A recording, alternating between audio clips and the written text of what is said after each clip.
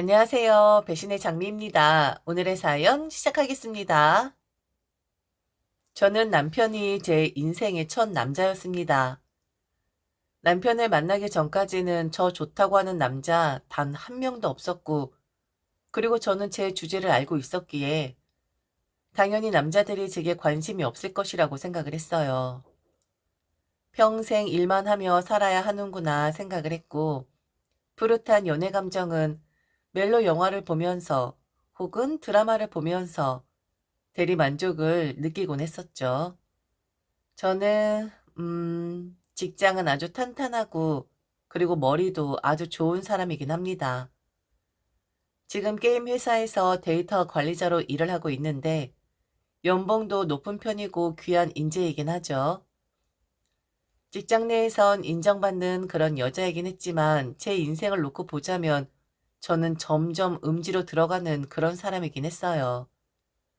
여자치고는 큰 키, 제 키는 175입니다. 그리고 뚱뚱한 몸. 그리고 책을 많이 봐서 그런지 아니면 컴퓨터를 많이 해서 그런지 안경잡이. 눈 수술을 좀 하고 싶었지만 워낙에 쫄보였던 저는 결국 포기라고 맙니다. 만에 하나 제게 좋지 않은 일이 생길까 봐요. 그리고 뭐 눈 하나 수술해서 안경 벗는다고 그다지 나아질 것 같은 외모도 아니었었고요. 그럼 다이어트를 해라. 아니면 성형수술을 좀 해라. 라고 말씀을 하실 수도 있는데 저는 어렸을 때 성조소증 진단을 받고 치료를 했었던 사람이었어요. 그러니까 한마디로 덩치 자체가 남들과 좀 다르다는 겁니다. 골격 자체가 달라서 아무리 살을 빼도 기본 골격이 큰 편이기 때문에 절대로 저는 아름다운 선을 가질 수 없는 사람이고, 그리고 뭐 얼굴은 성형수술을 한다 해도 기본적으로 본 바탕이 좀 있어야 합니다. 그래야 좀 수박되었네 라는 소리를 듣는 거예요. 그런 얼굴이 아니면 그냥 성형한 티만 나는 그런 얼굴일 뿐이죠. 그리고 앞서 말했지만 저는 쫄보예요. 무섭잖아요. 제 주제를 일찌감치 파악한 저는 내가 그나마 살아날 수 있는 방법은 공부밖에 없다라고 생각을 했었습니다. 그래서 열심히 했어요. 공부까지 못하면 그 누구도 저를 거들떠보지 않을 것 같았고, 공부라도 잘해야 그나마 사람들이 저를 쳐다봐 줄 것이라고 생각을 했거든요. 오늘 솔직한 심정으로 말씀드리는 겁니다. 아마 제 친구들이 오늘 저의 이런 속마음을 안다면 조금 놀라긴 할 거예요. 왜냐면 모르는 여러분들이기 때문에 지금 저의 속마음을 감추지 않고 꾸미지 않은 채 보여드리는 것이지, 저는 제 친구들 앞에선 여전히 가면을 쓰고 있는 사람이거든요. 자격지심에 똘똘 뭉쳐져 있는 사람이고 저는 제 자신과 인생에 자신감이 없는 사람입니다. 한없이 주눅 들어 있는 사람이고 남의 시선을 엄청 신경 쓰는 사람이에요. 그리고 남의 말에 상처도 많이 받고 울기도 아주 많이, 그것도 자주 웁니다. 그런데 사람들 앞에선 강한 척, 자격지심 없는 척, 자존감이 높은 척, 자신감 하나만큼은 최고인 척, 그렇게 저를 속이고 주변 사람을 속이고 살아왔죠. 저는 제 모습이 너무 싫었습니다. 괴로웠고 차라리 백치미가 더 낫다라고 생각을 했었고 그런 여자들이 부러웠어요. 그런데 뭐 현실은 이랬으니까. 암튼 저는 그런 사람입니다. 한없이 나약하고 자신감 없는 그리고 초라한 그런 인간이죠. 남자친구 한번 사귀어보지 못한 거, 아, 너무 서글펐죠. 일하느라 남자 만날 수도 없고 그리고 나 좋다고 할 남자가 어디 있겠냐고 웃으면서 말했지만 속으론 찢어졌습니다. 주변 사람들은 저를 아주 대단한 사람이라고 생각을 했었어요. 자신을 매우 사랑하는 자존감 높은 사람이라고요. 제 속이 썩어 들어가는 것은 모른 채 말이죠. 그러다가 정말 운명의 남자를 만나게 됩니다. 운명같이 저를 좋다라고 하는 사람을 만나게 된 것이었어요. 가장 친한 친구가 이미 그 친구는 당시에 결혼을 한 상태였었는데 자기 남편의 친구라는 거예요. 직업도 좋고 무려 한의사씩이나 되었었죠. 게다가 제 사진을 이미 보았는데 소개팅을 해달라고 했다라는 겁니다. 아, 이런 일이 내 인생에 일어난다고? 나를 마음에 들어하는 사람이 있다고? 덤덤한 척했지만 미친 듯이 좋았죠. 혹시 내 사진을 보정한 것 아닌가라는 살짝 의심도 했었지만 소개팅은 무난하게 치러졌고 그리고 남편은 저를 좋아하는 것 같긴 했어요. 그런데 제가 모태솔로잖아요. 남편이 첫 남자라고 말씀드렸잖아요. 남편은 저란 사람을 계산적으로 봤던 거였습니다. 나이 찾고 여자를 만나긴 해야 하는데 지금 그 나이에 아리따운 외모를 가진 여자는 글러먹은 것 같고 뭐 외모는 그렇지만 여자가 경제력이 있네. 딱 그거 하나를 본 듯해요. 6개월 정도 교제를 하고 저희는 결혼을 했습니다. 남편이 결혼을 빨리 했으면 하더라고요. 남편은 한의사이긴 했지만 직업은 너무 좋죠. 그런데 돈을 못 버는 그런 한의사였습니다. 결혼 생활하면서 남편에게 돈을 받아본 적도 없고 남편 한의원 매출을 들여다보면 항상 수입과 지출이 동일하더라고요. 실력이 없는 것도 아닌데 왜 안 되는 건지 모르겠지만 그리고 엄청 일을 열심히 하긴 했었거든요. 만일 빈둥빈둥 놀았다면 비난을 했겠지만 남편은 주 6일을 새벽까지 출근을 해서 밤 늦게 나오는 그런 사람이었습니다. 이 얼마나 열심히 삽니까? 그래서 비난을 할 수가 없더라고요. 그럼 저는 어찌했느냐? 제 인생의 첫 남자고 저의 손을 처음으로 잡아준 그런 남자잖아요. 뭐 아주 자지러졌었죠. 남편 뒷바라지 최선을 다해서 했고 시댁에도 물론 그리했습니다. 결혼하고 이 집안의 며느리로서 마음 잡고 인사를 드렸을 때 시어머니는 제게 빼곡하게 적혀져 있는 그 연도의 달력을 하나 내미셨죠. 거기엔 시부모님 생신, 시누이 생일, 시누이 남편 생일, 각종 시댁 행사, 명절, 제사 등등 메모를 하신 달력이었습니다. 제가 빼먹지 않기를 바라는 마음으로 적어 놓으셨다면서 선물이다 라고 하면서 주시더라고요. 이제는 제가 이 집안의 며느리가 되었으니 다 챙겨야 하는 것들이라면서요. 그리고 인사를 드려야 하는 친척들이 많으니 전화번호로 저장하라고 하면서 하나하나 다 불러주시며 제 핸드폰에 저장하기를 바라시더라고요. 그래도 좋았어요. 왜냐? 결혼했으니까. 그리고 이 집안의 며느리다 라는 말이 어찌나 좋던지요. 바보같이 저는 좋았습니다. 크게. 일의 강도가 좀 센 편이라 빡세게 일을 하는 사람인데 시어머니가 일러주신 그 행사들 한 번도 놓친 적 없고 그리고 제가 게임 회사에서 일을 하잖아요. 시누이의 아이를 위해서 게임 모듈을 수정해서 아이가 좋아할 만한 캐릭터를 게임 안에 넣어 세상에서 하나밖에 없는 시누이의 아이만을 위한 게임을 제작해주는 이벤트까지 했었던 사람이었습니다. 그리고 친척들한테도 그렇습니다. 그분들 행사 단 하나도 놓치지 않으려고 했었어요. 시댁 행사는 당연했었고요. 저는 자신합니다. 그땐 최선을 다하는 며느리였지만 호구 중에 호구였었다는 것을요. 그래도 시부모님은 좋으신 분들이었어요.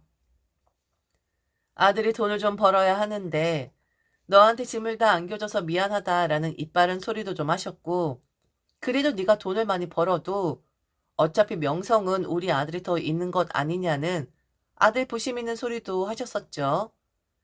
스트레스까진 아니었고 좀 그렇다 저 말은 굳이 하지 않아도 되는 거 아닌가라는 생각도 들었지만 그래도 결혼했고 누가 등 떠밀어서 결혼하라 한 것도 아니고 내가 선택을 한 것이니 이 정도면 괜찮은 결혼 생활이라고 여겼었습니다.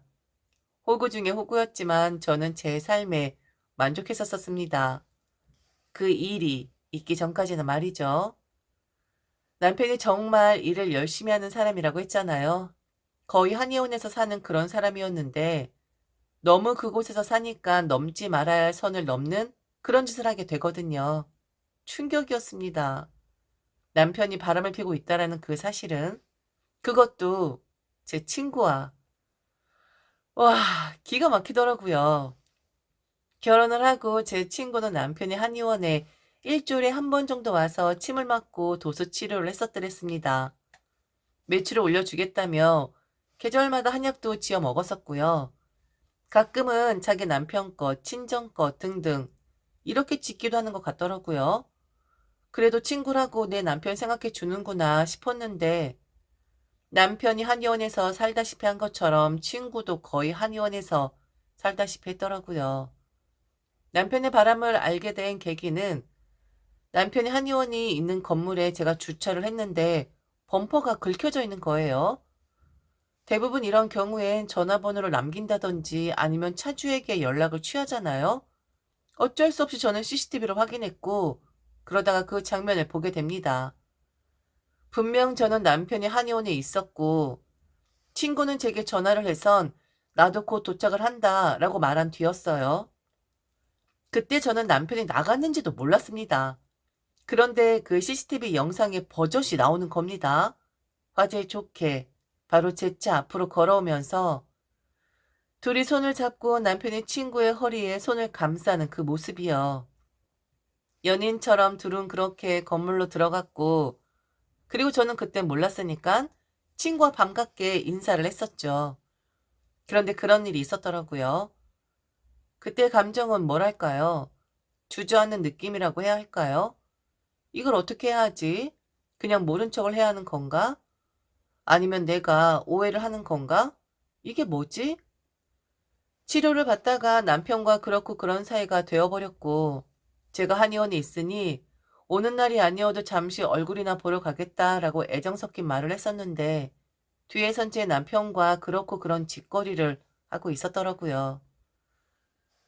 믿을 수가 없었죠. 대학 때부터 가장 친한 친구였습니다. 부케도 제가 받았어요. 그 정도로 친한 친구인데 왜 그랬을까요? 그렇게 제 남편이 매력적으로 보였을까요? 이유는 알 수 없죠. 뭐 그런 감정이 싹 트는데 무슨 이유가 필요하겠어요? 저는 우선 그 영상을 확보하는 것이 급선무라 생각을 했습니다. 바로 따져야 했으니까요. 그리고 그 관리인 분께는 아는 척을 하지 말아달라 부탁을 했고요.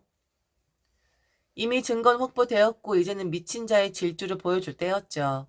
그 광경을 보는 순간 그동안 내가 어떻게 했는지 살림 하나 못하는 내가 남편의 집에 와서 어찌했는지 돈 한 푼 벌어다 주지 않은 남편이지만 기죽게 하지 않으려고 어떻게 노력을 했는지 주마등처럼 스쳐 지나가더라고요. 바로 남편에게 달려갔죠. 그런데 제 생각이 짧았습니다. 더 증거를 확보했어야 했는데 남편은 우스꽝스러운 변명을 제게 했거든요. 아우, 뭐야. 이거 뭐 묻어서 떼어준 거잖아. 뭐야. 너 나 지금 의심해서 CCTV 돌려본 거냐? 아, 너 의부증 있냐? 이러면 너 진짜 곤란하다. 어떻게든 너한테 가장 노릇하려고 한의원에서 사는 남편한테 가뜩이나 너한테 미안해하는 사람인데 아, 진짜 이건 아니다. 이런 걸 오해한다고? 진짜 이런다고? 이런 어이없는 변명을 하더라고요. 내가 오해를 한 거라고? 진짜 자신할 수 있어? 정말 내가 더 뒤져보지 않을 것이라고 생각을 하는 거야? 몇 층만 내려가면 바로 확인할 수 있어. 진짜 당신 사실대로 말해라. 어? 구차하게 변명하지 말고 사실대로 말하라고. 그래서 어찌 되었느냐. 남편도 친구도 실토를 하긴 했어요. 그런데 둘 다 서로를 비난하면서 남편은 친구가 꼬신 거다라는 말을 했고 친구는 남편이 꼬신 거다라는 말을 하더라고요. 서로를 비난하고 그냥 헤어지겠다라고 하는 겁니다. 미안하다고. 그러니 이번 한 번만 그냥 넘어가 달라고요. 이게 말이 되나요? 이건 저를 쿨한 사람으로 보는 게 아니라 물로 보는 거죠. 그래서 저는 미친 질주를 하게 됩니다. 우선 저는 남편의 홈페이지 팝업창에 이렇게 글을 올려놓게 됩니다. 이곳 한의사는 아내의 가장 친한 친구와 바람을 핀 작자입니다. 이런 사람에게 당신의 몸을 맡길 수 있겠어요? 쳐다도 보지 마세요. 당신의 아내를 꼬실 수도 있으니. 그리고 신우의 아이를 위해 이벤트를 했었다면 이젠 저를 위해 이벤트를 하나 하게 되죠.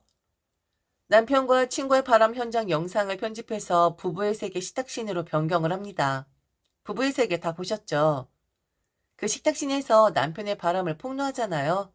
그 영상은 제가 아는 남편의 시부모님 포함 모든 친척들에게 모두 다 발송을 했죠. 잘못해서 그 영상이 시누이 아이에게까지 가긴 했는데 그건 미안해. 어른 싸움을 구경하게 해서. 전화기엔 불이 났고 제가 받은 전화는 오직 시어머니의 전화였어요. 과연 뭐라 말할지 너무 궁금했었거든요.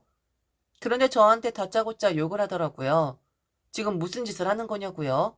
증거 있냐고? 이런 건 네가 조작할 수 있는 거 아니냐고. 네가 밥 먹고 하는 짓이 이런 건데 지금 왜 우리 아들 앞길에 똥을 뿌리냐고 하는 겁니다. 증거 있냐? 너 지금 이게 무슨 짓이냐? 생긴 대로 논다고 무슨 이게 오타쿠 같은 짓이야?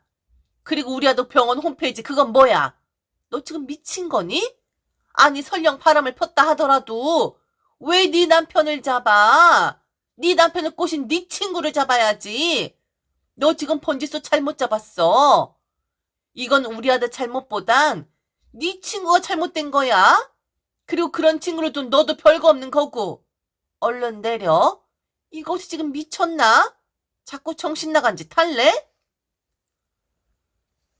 똥 같은 놈한테 똥 뿌려준 건데요. 아, 아들이랑 어떻게 똑같은 소리를 하지? 여자 탓을 하네. 그런데 저기요. 걱정 말아요. 나의 오타쿠 짓은 당신 아들에게만 한정되어 있는 건 아니니까. 똥 같은 아들 낳은 당신도 똥 같은 사람이야. 생긴 대로 논다고? 그럼 니들은 완전 구려. 그것도 엄청 구려. 그리고 저는 친구 집에 찾아갔죠. 친구는 시부모님을 모시고 사는 사람이에요. 훌륭하게 며느리 교육시키셨으니 어떤 분들인지 너무 뵙고 싶더라고요. 친구의 집에 갔는데 문을 안 열어주는 겁니다. 계속 초인종을 눌렀죠. 결국 저는 들어가기를 했는데 친구가 나왔더라고요. 고맙게도 마중을 나온 것인데 안절부절하며 제발 좀 살려달라 하길래 살려주기 위해 온 것이라 했어요. 너가 아니라 네 남편. 결국 저는 친구의 시부모 그리고 친구의 남편 앞에서 모든 걸 다 이야기를 했고 믿지 못하는 그들에게 부부의 세계 영상을 보여주었습니다. 그리고 친구에게 말했어요. 우리 남편이 너를 꼬신 거라며 그렇게 말했잖아. 지금도 그리 말할 수 있어? 어르신들 만나서 반가웠습니다. 며느리 교육을 너무 잘 시키신 듯해서 얼굴 뵙고 싶어 왔습니다. 그럼 알아서 선처를 하시든 벌을 내리시든 하시면 될 것 같고요. 이만 메신저는 가보겠습니다. 잘 살아 친구야. 그리고 우리 다시는 만나지 말자. 알았지? 아 그리고 나 이혼할 거거든? 혹시나 해서 말해주는 거야. 그 사람한테 미련 있으면 알지? 그 사람한테 연락하렴. 거지 같은 꼴이 벌어졌었죠. 친구의 남편. 제 인간 같지도 않은 남편이란 놈이 친구의 남편과는 또 친구였잖아요. 아, 추잡한 꼴 많이 보긴 했는데 결국 저는 이혼을 했고요. 그리고 그 상대방들도 이혼을 했습니다. 제발 둘이 결합하기를 바라는데 그러지 않더라고요. 참 희한하대요. 돌싱들 되었으니 둘이 이젠 합법적으로 붙으면 되는데 막 아슬아슬한 사랑이 하고 싶었던 건가? 그리고 전 남편이 한의원은 망했습니다. 어르신들 바람피는 거 용서 안 하십니다. 홈페이지를 보고 아신 분들, 경비원의 입을 통해 아신 분들, 환자들에게 소문 일파만파 퍼지게 되어서 결국 문 닫더라고요. 그리고 저는 또다시 남자없는 시간을 보내고 있고요. 이게 저와 어울리는 삶이었어요. 그리고 이제는 그냥 드러내려고요. 자격지심 있는 것, 자존감 낮은 것, 가면 벗고 이제는 드러낼 생각입니다. 저도 연약한 여자거든요. 상처 잘 받고 세상 여리고 눈물 많은 그런 사람이거든요. 아무렇지도 않을 줄 알았는데 눈물이 나네요. 아, 주책 맞죠? 적당하니까 이 정도면 되니까 이 사람을 만나야겠다라는 사람이 아니라 그럼에도 불구하고 나는 이 사람을 만나야겠다라는 사람을 찾고 있습니다. 저의 단점을 다 알면서도 그럼에도 불구하고 나는 너다 라는 그런 남자를요. 찾을 수 있을런지는 모르겠지만 서두요. 지금까지 들어줘서 진심으로 감사합니다. 이상 대신에 장미였습니다.